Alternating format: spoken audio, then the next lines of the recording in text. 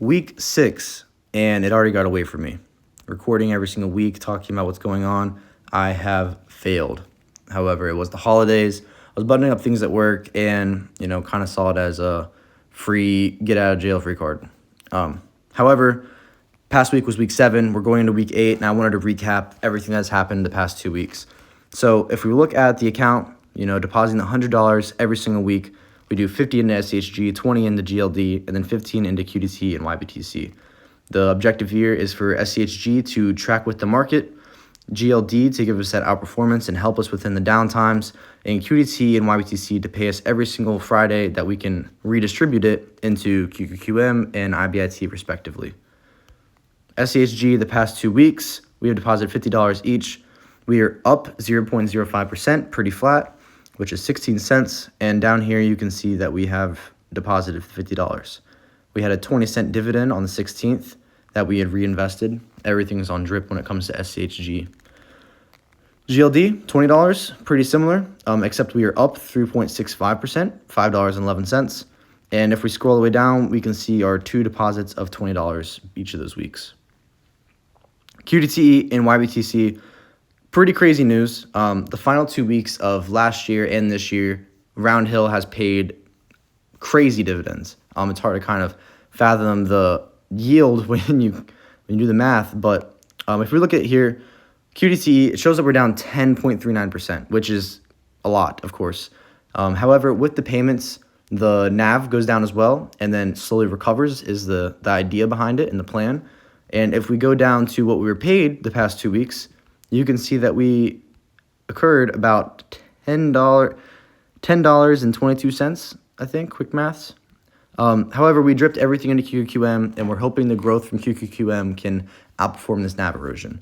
So pretty similar. If we want to look at QDTE's NAV right now, we can say that we're down $10.91. And when we look at QQQM, we can see how much we have in that account, in that position, I should say. But YBTC, very similar. We're 3.38% down. And if we scroll down a little bit more, you can see that we were paid $2.47 and $4.68. So a little over $7 there and all over the place. But same with this one. You can see that IBIT's position is a lot greater than the NAV erosion. So QQQM, we have a position of $6.51, down 0.77%, and we are redepositing $5.25. So this is going to be about 1176, and out of that 1176, QDTE we're only down 10.91. So we're slightly up on our QQM, but what you have to remember is QQM will be growing every week. If you want to look at it from the past 3 months or 1 year, 5 years, it's consistently going up to the right. And QDTE stays pretty stagnant.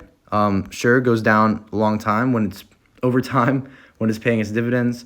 But similar to the end of its last month of the last year, it went down and slightly recovered before the tariff mishap. But QDTE, I think, in the long run is going to stay pretty stagnant with less NAV erosion. And my other account with the data there kind of backs up that I discussed a couple episodes ago.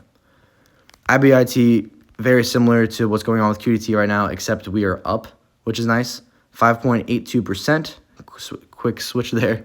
But Bitcoin decided to wake up and rise a little bit. Hopefully we can see a little crypto run coming, but who knows. We are redepositing what we received Friday from YBTC, $4.68, and creating a little bit of a position here, about less than $9.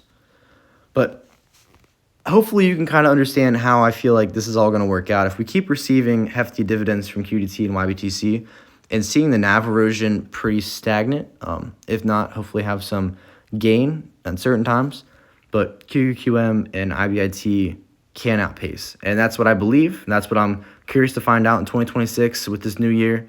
Tracking everything on here, having a little spreadsheet on the side that I'm tracking everything. I really want to see, is it worth it? And, what's possible. This is my future account. I think this is going to do good long term. I'm putting more into this, but $100 every week, weekly deposits. And the last thing I wanted to go over is the volatility behind this idea. So if you look at the past month, you can see we're up about 0.78%. However, if we look at something like SCHG, which is my favorite SPY tracker, it's large cap growth from Schwab. The past month, it is actually down 0.24%. And that's not to say that my idea is better than Schwab's. It's mainly just the fact that this can pace with it. And if you look at the volatility here, every time that we're paid a dividend, the NAV erosion kind of kicks in, and QDT and YBTC will go down.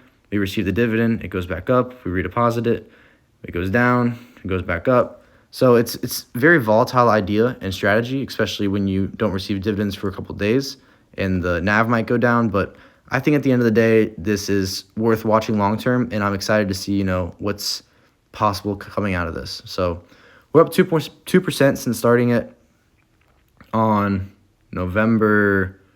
I should have tracked this better. November 13th, November 14th. And I'm curious to see what happens. But that's all I really have. I'm just yapping right now. I hope your accounts are green.